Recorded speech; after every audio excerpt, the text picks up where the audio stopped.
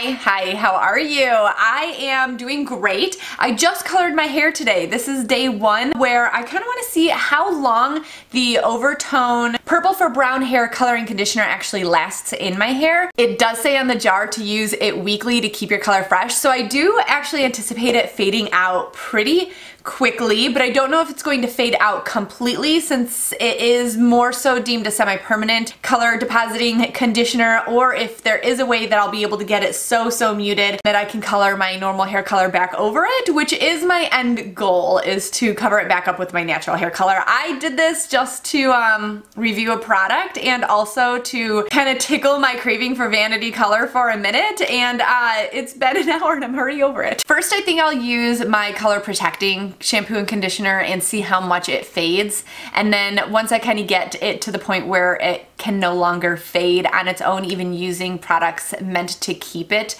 protected and keep it fade resistant, I'll go in with some clarifying shampoos and really see if I can get it to lift. Then we'll probably end up doing another video of me coloring on top of it. So I'm curious to see how this fades, how long it takes to fade, what it looks like when it fades, if it's like super undesirable or if it actually looks okay as you're going through that process, and if there's any tips or tricks I find along the way. So okay, so here we are for our very first check-in. It has only been 2 days, but today does mark the very first day that I actually washed, shampooed, conditioned my hair. I did use these products from eSalon. Again, not an eSalon plug. However, I do rely on eSalon for all of my color treatment type stuff. So this is the Repair Shampoo, and this is the the Repair Conditioner. These items, the reason why I trusted them was because eSalon's a complete hair color kind of brand. So if they're going to be selling shampoos and conditioners, it's going to be meant to leave color in your hair and not strip it. So I've been using these for a very long time. I rely on them. I do love them.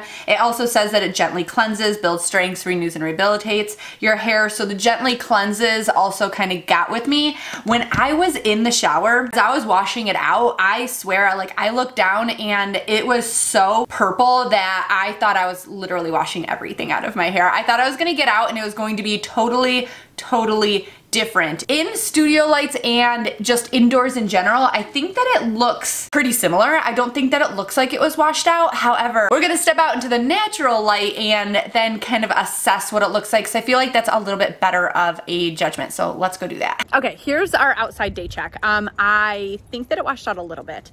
You can kind of see it in like these parts. It's definitely tinted, but I don't think that it is like as full of a true purple as it was. And this is after only one wash. Also, my grays, by the way, out and popping, one wash. I did not expect it to last, because that's just not the nature of grays to last like that.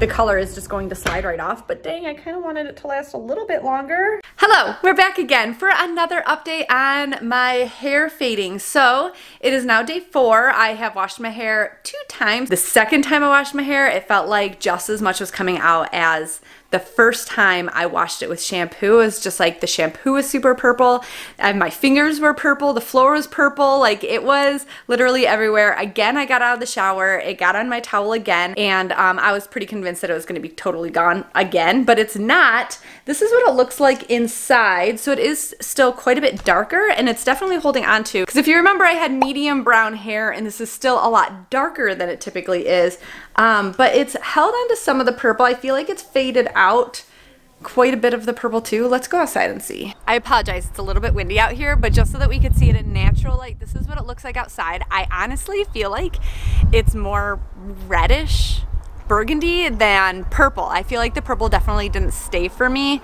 as much, but you can see this like real wine colored like red burgundy. Doesn't it seem like it? And it looks a lot lighter out in the natural light too. Like it looks like I've washed a lot of this out, but it is still quite a bit darker like underneath, and you can see my roots as well. My grays obviously completely out and popping, and you can even see my root growth at like 1 inch that was darker than before. Actually looks like it held on to the color less. So yeah, I don't know. This is not what I envisioned. Good morning, I'm a mess. My allergies, spring came and my allergies are like popping right now. I cannot stop my eyes from watering. So it has been 2 weeks. It has been 7 washes and this is what my current hair looks like. After about the 3rd wash that I recorded for you guys, I figured I didn't need to do it every single time because at that point I felt that most of the color kind of ran out. I did a few more washes. Every single wash I used color protecting shampoo and conditioner.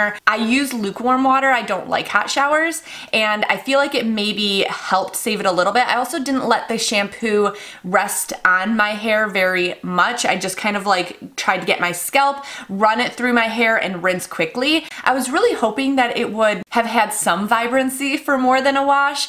So I would say that I am a little bit disappointed in that for the brown hair collection. I do think that the other collections that I had used in the past, I had done Extreme Blue. I felt like it honestly held in my hair a lot better and I might encourage people to try that collection instead of this one. I feel like this one just didn't really, the For Brown Hair collection didn't really make it as vibrant. With my hair, this is where we stand, and I'll put an outdoor version over here. It feels pretty washed out, although if I look at my before pictures, my hair was a lot lighter. So I know that there's still a lot more that can come out of this, and that is what we are going to do today. So I have 2 shampoos to compare. This is the Neutrogena Anti-Residue formula. This is the one that seems to be people in the industry's go-to for removing color. It's not necessarily stripping as far as damaging your hair, but it does remove a lot. And then the other thing that I have to compare is the oVertone Fader Shampoo.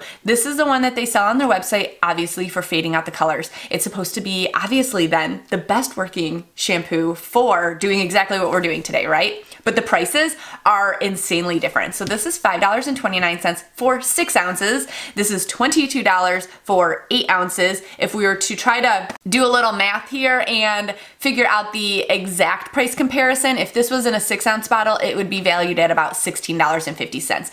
Still triple what you are paying for Neutrogena Anti-Residue. So this is what we're doing. I'm going to split my hair in half, like so. I'm going to use Neutrogena on this side and oVertone on this side, give it a really good wash, and come back and we'll see how much it faded or which one maybe worked better. Okay, so I'm letting it sit on my hair for a few minutes, decided to see if I could see how much purple was coming out of my hair from both, and right now I think the Neutrogena is winning. It looks pretty purple and you can see some more kind of like, I don't know, a little bit darker kind of leaking out, but then I guess kind of the same over here. This one seems like it definitely has more white or like lightness to it, but I still thought that that was really interesting. All right, now I'm gonna finish up my shower. And we're back.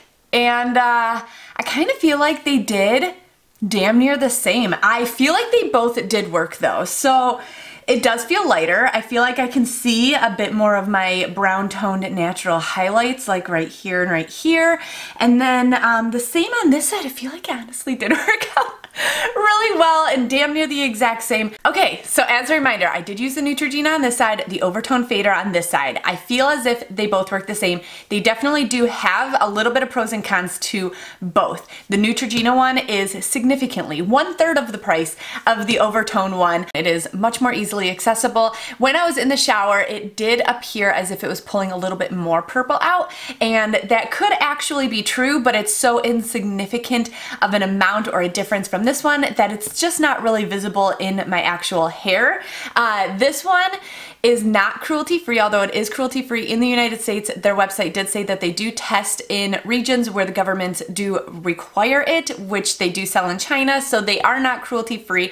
It also left a very strong fragrance on my hair. It's almost headache worthy how much of a fragrance is still on my hair from this shampoo.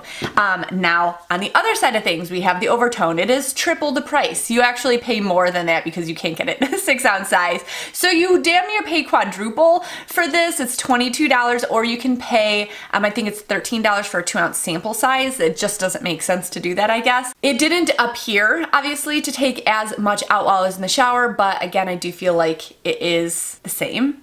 It is cruelty-free and vegan. They both claim to have a lot of very clean ingredients.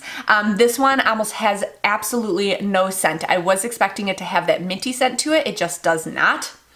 And in my hair, I smell nothing at all. It literally just smells like my hair. In conclusion, not completely sold on the oVertone for brown hair, although I have used oVertone on my hair in the past in the Extreme Collection, and I did really find that that worked out really well. I do like the daily conditioners when I had used them in the past, but I didn't want to use them this time because I was literally testing out how to fade it. I don't think that there's necessarily too much of a benefit for either of these, so I think that you would want to shop for the one that stands behind the value, the price, the availability, and everything for you. If you know of any other products that do strip out colors a little bit more, I do know that Color Oops is an actual thing, although on the packaging, and I had tried it in the past, I will link that terrible video down below for you guys. It does work, but it is not designed to remove vanity colors, which is why I did not want to use it this time. I wanted to use an actual healthy hair alternative. My dog is running away. Hold on. Oliver?